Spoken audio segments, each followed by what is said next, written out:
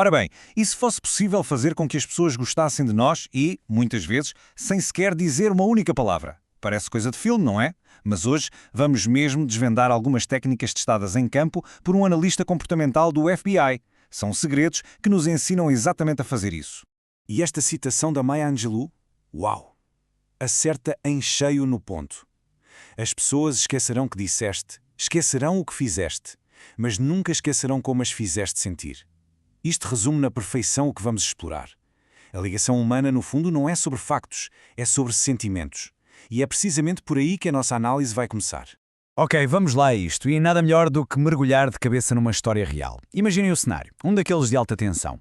Um agente do FBI numa sala, frente a frente com um espião que acabaram de capturar de nome Vladimir. A missão? Bom, à primeira vista, parecia completamente impossível. E a situação era esta. O Vladimir tinha entrado ilegalmente nos Estados Unidos, foi apanhado com documentos secretos e jurou a pé juntos que nunca ia falar. Estava completamente fechado, um autêntico muro de silêncio e resistência. Para o agente, parecia mesmo não haver qualquer maneira de quebrar aquela barreira. O desafio estava, portanto, lançado. Mas a estratégia do agente foi, bem, no mínimo, bizarra. Em vez de optar por interrogatórios agressivos, ameaças, nada disso, ele optou por nada. Zero. Dia após dia, o agente sentava-se ali, à frente dele, a ler um jornal. Em completo silêncio. Fica a pergunta, não é? O que é que se estava a passar ali? E o resultado? Bem, semanas depois, o impensável aconteceu. O Vladimir quebrou. Disse simplesmente, quero falar. E não só falou, como acabou por confessar tudo. E a razão é o mais incrível deste tudo. Não foi porque o forçaram, mas porque ele passou a considerar aquele agente silencioso um amigo. Uma reviravolta total, sem uma única palavra de coação. E isto leva-nos, claro, à pergunta de $1 milhão. Como é que se transforma um inimigo num amigo sem usar força ou sequer palavras? Como é que uma tática tão passiva gerou um resultado tão, mas tão poderoso? A resposta, e isto é o mais fascinante, não é magia nenhuma, é ciência. Acontece que, por detrás disto tudo, existe um método. Sim, uma fórmula que se pode replicar e que é usada por agentes de inteligência para recrutar pessoas, como aconteceu com um diplomata que tinha o nome de código Gaivota. Portanto, nada disto é um acaso. É um processo bem definido. E aqui está ela. Chama-se a Fórmula da Amizade. É, no fundo, a base, o alicerce, sobre o qual o FBI constrói relações, mesmo e especialmente nas circunstâncias mais adversas. Agora, vamos lá ver o que compõe esta fórmula. Então, a fórmula tem 4 partes. 4 passos bastante simples de entender.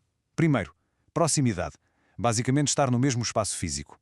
Depois, frequência, que é o número de vezes que há contacto ao longo do tempo. A seguir, a duração, ou seja, o tempo que se passa em cada um desses contactos. E por fim, a intensidade, que é a parte mais interessante. Satisfazer as necessidades psicológicas da outra pessoa com as nossas ações. Se pensarmos no caso do Vladimir, o agente usou a proximidade e a frequência todos os dias com uma duração consistente. E a intensidade? Bem, essa foi criada pela enorme curiosidade que aquela ação silenciosa provocou. Mas a genialidade disto tudo é o porquê de funcionar tão bem. Esta fórmula, no fundo, espelha a forma natural como os seres humanos criam laços. É um processo orgânico. Por isso é que o cérebro não o vê como uma ameaça ou uma tentativa de manipulação. Pelo contrário, registra-o como algo familiar e, por isso, seguro. Ok, então já temos a estratégia, que é a fórmula da amizade. Agora vamos passar à tática, à execução. E isso faz-se com os sinais não verbais. São eles que fazem a fórmula funcionar e, muitas vezes, tudo acontece antes de uma única palavra ser dita. Nós estamos sempre a transmitir sinais, mesmo sem nos apercebermos. Pensem na chamada carranca urbana, aquela cara fechada que se faz na rua.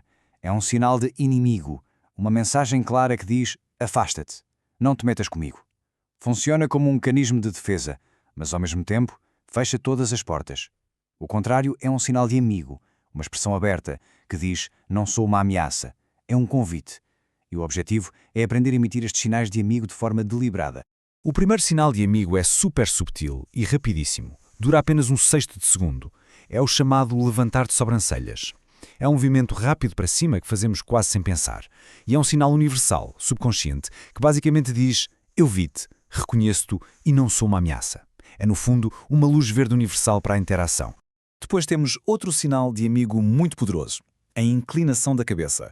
Parece um gesto simples, mas tem raízes muito profundas, quase primitivas. Ao inclinar a cabeça, estamos a expor a artéria carótida no pescoço, que é uma zona muito vulnerável.